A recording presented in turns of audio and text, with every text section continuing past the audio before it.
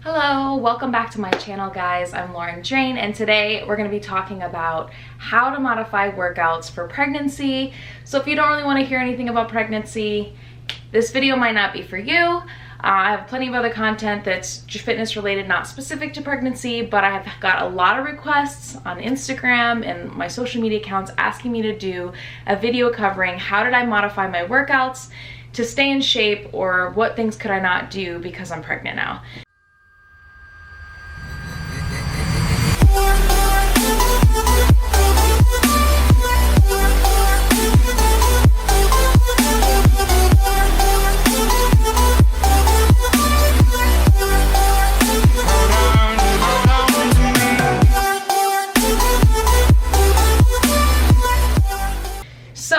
Those of you who don't know, I am, 19 weeks pregnant as of yesterday. So I'm almost to the halfway point in my pregnancy, and I'll kind of just give you a rundown of how it's gone so far. So I'm not quite into my third trimester, so these are going to be tips on first and second trimester, how to modify workouts for pregnancy. All right, so let's start with the first trimester. I was extremely nauseous, and I did have episodes of vomiting here and there, but it really was just like not all day nausea. It wasn't like a morning sickness where you just have it in the morning, and it wasn't a morning sickness that you didn't want to eat. My nausea was constant, really nagging nausea. It made me feel queasy. It made me feel like I was gonna throw up, but I couldn't, all freaking day for like 4 weeks straight. I would say from like week 8 to week 12, or maybe week 7 to week 11, I was having this all day nausea.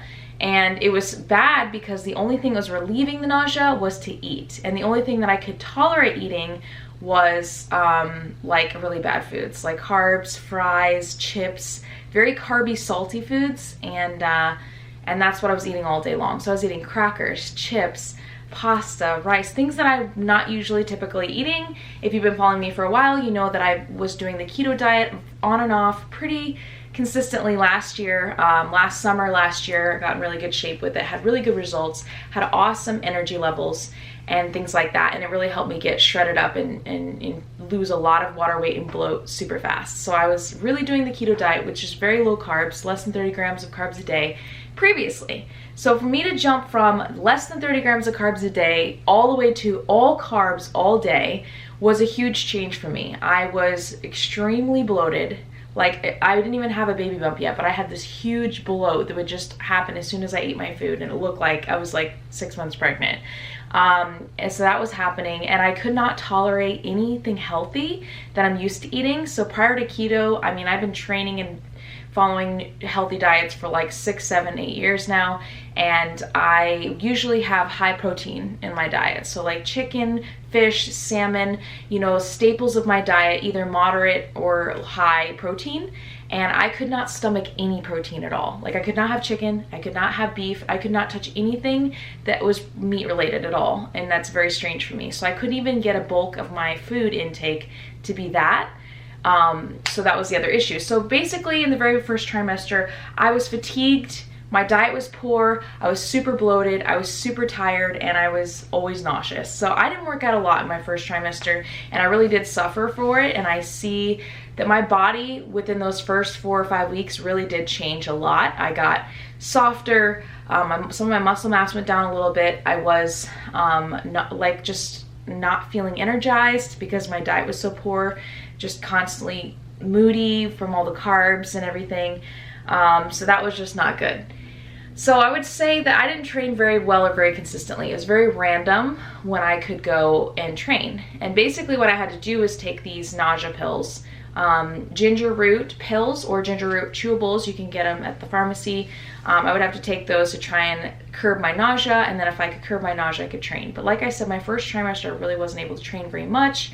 And if you're pregnant and you're going through something like that where you're nauseous and vomiting all the time, don't feel bad, because it's just what's going on with your body. You know, you're building a human, you have your hormones are surging, your progesterone's through the roof, and this is going to cause you to feel that way. And there's nothing you can really do about it. You know, I absolutely love training. It is what makes me feel good, my mood go up, my energy better. I like to feel strong, I like to feel energetic, and that, I mean, I need to be in the gym every 4 to 5 days minimum. Otherwise, I get moody, I get cranky, I get irritable, I get restless, I get, I have a hard time sleeping. Just my whole body and my whole everything gets off. So I know what it's like to be away from the gym and not be able to train and how it feels, but it really can't do anything about it when you're that nauseous or you're that sick and that tired. So give yourself a little break if you're going through it. I did a lot of research. A lot of people get rid of their morning sickness and their all-day sickness after the first trimester. So if you're waiting for that, you're in luck, because that's what happened to me. So that brings me to my second trimester, right around 12 to 14 weeks pregnant. My nausea was gone. Like, it went away like a ray of sunshine just came out after rain. I was just like, oh my God, thank God. My energy levels boosted, my nausea went away, some of my food aversions went away. Like I said, I could not touch chicken or meat or anything like that. I also had a hard time touching vegetables in my first trimester. So like I said, I was eating so crappy. My diet was so poor. But my appetite came back, 12 to 14 weeks, nausea went away, energy came back, moods came back. I was able to eat more kind of, not exactly keto, I'm not restricting myself so much that I want my baby to be healthy and to grow and have healthy foods, including really good fruits and lots of vitamins, lots of variety. So I'm not restricting myself as much as I normally would, but I went back to that type of style eating. So I'm eating more proteins. I'm introducing I was introducing chicken sausage and turkey sausage and stuff back into my diet. I was eating salads, greens, lots of fruits, berries, strawberries back into my diet. And now my energy's back up. So first thing I did was I gotta get in the gym, I gotta work out. I felt so lethargic, so slow, so soft. Even just being out of the gym for 4 weeks. And I picked up boxing right away. I needed a high intensity, a HIIT style training where I could just move around and, do cardio, but something that stimulated my mind and not just to be boring on the treadmill. So I took up boxing 3 times a week. I really got back into it. I was jump roping, I was doing lots of movements around, lots of different drills, boxing drills, and getting my heart rate up and getting my energy back. So that's the first thing I did. Then I started introducing weights again. I finally had the energy to train weights, and I also had a better mood, and I wasn't nauseous, so I could do all these weird positions that you could do weight training for. When you're super nauseous, you don't even want to stand up. You don't even want to be in that position that you need to be to train. So finally I was able to do that. And so I took up weight training, I would say about 3 to 4 times a week, slowly reintroducing it back. Now, if you've been off the gym for 4 weeks, your energy's down, your strength is down, your everything. You're not loose, you're more tight when you're working out, and you're gonna be more sore. So that all did happen right away, but I kind of slowly introduced it and introduced lighter weights of everything. So I didn't want to take it too hard too fast. But here are some of the things I'll tell you what you'll experience when you're training when you're pregnant that I had no idea. And I thought, because I'm so fit and I'm so obsessed with being in the gym, and I'm so, I consider myself in really good shape. And so I thought going into pregnancy with a good muscle mass and good strength and good conditioning and stamina, that I would be fine, and that I'd be able to overcome everything that pregnancy would bring, and that I would just have to slightly modify my workouts a little bit. Well, I was a little bit wrong. So like I said, first trimester threw me for a huge loop. I was like, if pregnancy is the whole 9 months is like this, I'm gonna be screwed, because my mood, my life, my career, everything depends on me being in the gym training, and if I can't, this is gonna suck. So like I said, second trimester, I'm able to pick up the weights, do cardio. And slowly after I picked up cardio, the boxing 3 times a week, I started to get my energy back. My circulation was awesome. So what happens to you actually have increased blood volume, because you're having blood pumping to the baby. Your body's trying to get more nutrients to the baby, and the placenta starts growing, and that's producing blood flow to get to the baby, and the nutrients to get to the baby as well. And so then you start to feel a rush of increased energy and increased stamina, endurance when you're running. So when I would train boxing, I felt this. Actually, I pushed myself to do the cardio, I actually felt better, because I have a bit more blood circulating through my body. And so that was a really fun little thing that I noticed. So cardio can work out. Don't think that just because you were super tired in your first trimester that you might not be able to do anything your second trimester. You actually might really be able to enjoy cardio, because now it's not so strenuous. It actually, you feel a rush of endorphins, and you feel a rush of blood flow and oxygenation, and it feels great. It really was awesome. So then I took up cardio to about like 5 times a week. You know, I would do F45 training, HIIT style training, body circuits 2 days a week, and then the boxing 3 days a week. Like I said, I still kept the weights at 3 to 4, but it was just lighter weights. Now, I'm gonna tell you guys what I did to modify the actual weight training workouts, like the movements that I had to do differently because of the way the body changes during pregnancy. So, I experienced for the first time this thing called Symphysis pubis pain. This is okay, if you're a guy watching and you don't want to know anything about it, next this, because I'm going to be telling you some TMI stuff about the woman's female body during pregnancy. So the Symphysis pubis pain is a pain. They actually, I looked this up, this is so funny. They call it the lightning crotch pain. And I was like, why in the heck have I never heard of the fact that you experience basically a lightning bolt shock your hoo-hoo during pregnancy? And is this normal? You know, is this a Braxton Hicks? Is this dangerous? Is this a sign that there's cramps? First, I was super shocked. And when I first felt it, I was like, oh my God, is this, like, I was super scared that, you know, it could be a sign of miscarriage or something like that, because, you know, you really only hear that abdominal pain or any type of cramps is due to menstrual cramps, miscarriage, and then labor. Those are the only things you really know if you haven't really had a baby before and you haven't done any research. Well, I started doing research, and after I started doing the F45 workouts, I was getting this lightning crotch pain, and it is extremely painful. It literally, like I said, feels like you're shocked down there. Like someone just took like a taser to your vagina. And so I was like, oh my God, what is this? So of course, as soon as it happens, you stop, you rest, you drink water, you sit down, you know, and you take it easy and you try to figure out what's going on. Sometimes it lasts for like a couple minutes. Sometimes it like kind of pulses and goes away. Sometimes it happens immediately during your workout, and sometimes it happens after your workout.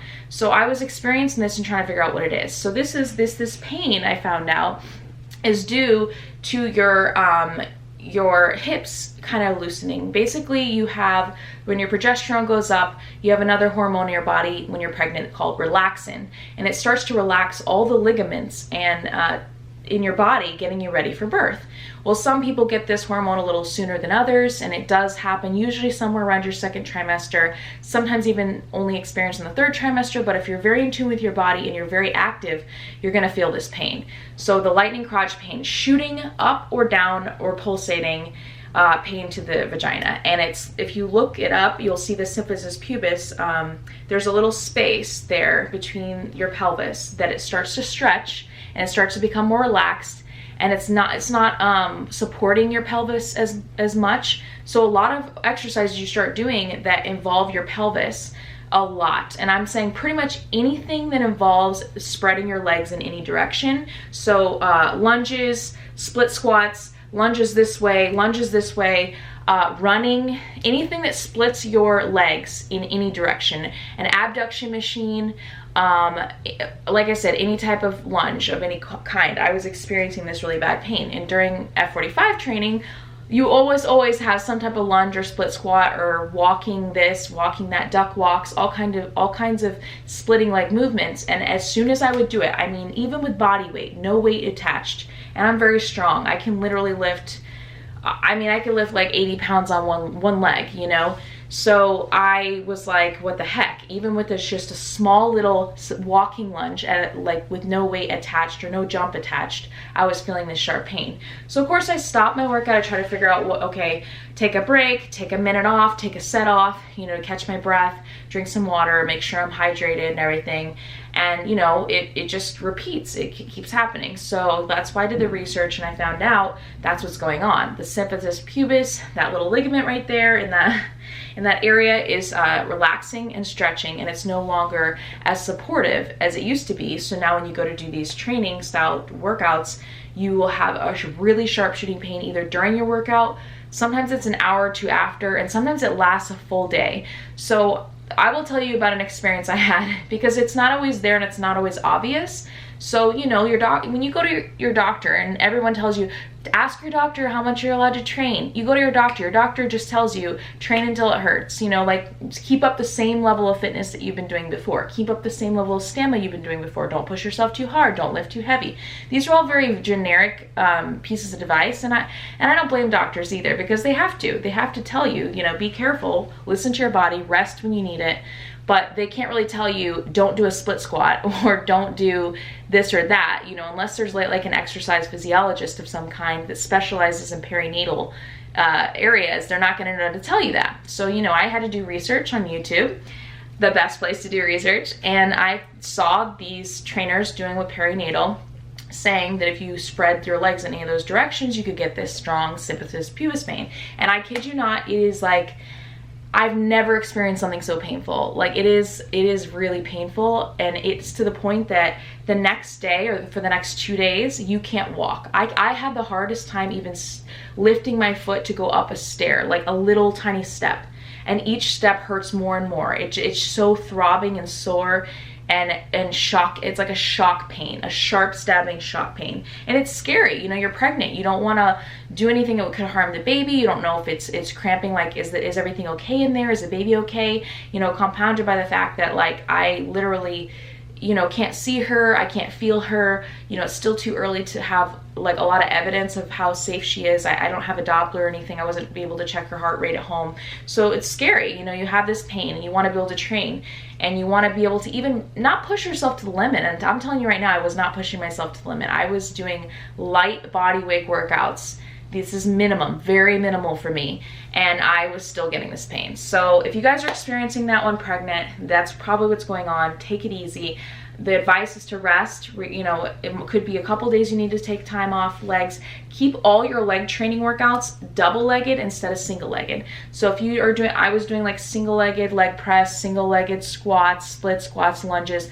I've cut out all of those for my workouts now. So I only do double-legged leg press, and I have no problem with it whatsoever. Keep your legs hip width apart. Do not go more spread than hip width. Do a narrow stance squat. Don't, like I said, don't do any lunges. Don't do any splits. And you're not going to be able to fix that. Like, even any amount of stretching is not going to fix it, because at the end of the day, that ligament is relaxing. So it's going to constantly, you know, you can pull it, but it's not going to get tighter. You're not going to be able to make it more supportive. And the only way to get rid of the pain would be more supportive. So rest, relax, keep only double-legged leg workouts. You take time off when it hurts. What else you could take Tylenol for it. I had to take Tylenol. It was really bad. And yeah, there's a couple other things I'm going to tell you. Exciting, fun things about pregnancy that I didn't know about. There's another pain called the round ligament pain, and this is something you experience. It's a lower abdominal pain. It goes from like the bottom of your pelvis to up, like to right there, but below the belly button. And this is also scary because it's a pain, it's a cramp, it's a tightness. And it's not as much like a shock like the symphysis pubis pain, but it is a tight pressure pain on the lower abdomen. And this can happen just because the baby's growing and your uterus is growing. So right around, you know, midway of your pregnancy, your uterus starts to expand upwards, and it's putting pressure on another ligament called the round ligament. And that ligament is relaxing and stretching and not as supportive, and it's causing discomfort in the lower abdominal area. So if you're feeling this randomly achy sensation in your lower abdomen and it's not progressing, it does not associated with like bleeding or any other type of scary symptom, it's not associated with like a fever, it's not associated with any kind of crazy discharge, that could very well be the round ligament pain. And it can happen after workout. You know, if you trained, almost any style training you do, you engage your core in some way, or you engage so you're going to make certain ligaments sore, and that could be a part of that, or just the fact that you know, had oxygen depletion to the area also can make it sore, and the fact that your baby is now starting to grow more. Because once you reach the halfway point, I'm not an expert, this is my first pregnancy, this is all just based upon the research I've done for myself, is that you're going to put on possibly a pound a week from like the midway point on. So you're growing a lot, your uterus is really starting to expand a lot, and the baby's growing a lot. So that's that little exciting pain you got going on. So you got the lightning crotch, you got the abdominal pain, and you already have all the other aches going on in your body. So those are the main things. Now I'll say a little bit more about how I've modified my workouts. So I have not done any hip thrusters whatsoever during my training since before I got pregnant.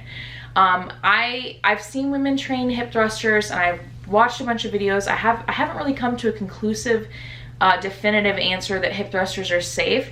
My whole theory is I know where the baby's located. Like, I use the little bump app, and it shows you exactly where the baby's located. It's very low. It's right at that pelvis area. It's right where you put the bar and the pad for a hip thruster. I mean, you couldn't be more obvious that that's where you're putting your weights and your pressure and the movement and everything. And I cannot imagine that it's a safe thing to do. You know, there's not a lot of padding, especially if you're a small girl or you don't have a lot of body fat like me. You don't have a lot of padding between your uterus and the baby and the bar. And I lift really, really heavy hip thrusters. Before I got pregnant, I could do 300-pound hip thrusters, 225 for reps, like 10, 15 reps, like no problem. I was lifting heavy. I did single-legged hip thrusters, like 80, 90, 100 pounds on each hip. And that's a lot of pressure in that area. And I tell you, like, it literally feels like it's right on where the baby sits. And so for me, it's just not, I'm not saying it's everyone shouldn't do it. I'm just telling you, I have not currently felt safe doing it for knowing where my baby's located. When I get my sonograms, ultrasounds, where they put that little, the sensor is exactly where the baby, like where you would put the bar for the hip thrusters. So I just haven't felt safe. So I haven't done hip thrusters, double-legged or single-legged at all, even till now. I feel like maybe later on in my pregnancy, when the baby starts to move higher, and I know for a fact the bar's not on her, right where her head is located, you know, I'll maybe feel a little more safe. But I don't know, like, a whole time I'm doing it, all I could think about is the baby, and I just feel really guilty and unsafe. So the only thing that I would say that is a good maybe modification would be to do glute bridges with like a resistance band. You could also do using the leg extension machine. Is it leg curl or leg extension? Leg extension. You can put your hips there, and it has a nice big pad over your waist, and it doesn't really push any type of specific pressure. So that's maybe something you could try, and doing lightweight with it, maybe like half of what you're used to. But I wouldn't advise it. I haven't been doing it. That's just the way I would say. It just seems like it's so close to the baby, and it just doesn't seem worth it to me. And on top of that, I already have all this pelvis pain going on. So I don't really want to like exacerbate anything down there as well. So that's another thing I've modified, guys. And hip thrusters are one of my favorite all-time, literally hands down favorite workouts ever to train. It's so good at activating the glutes and getting them to really fire and getting them really to grow. So it's not easy for me to put this away. It's not easy for me to take this much time off of it.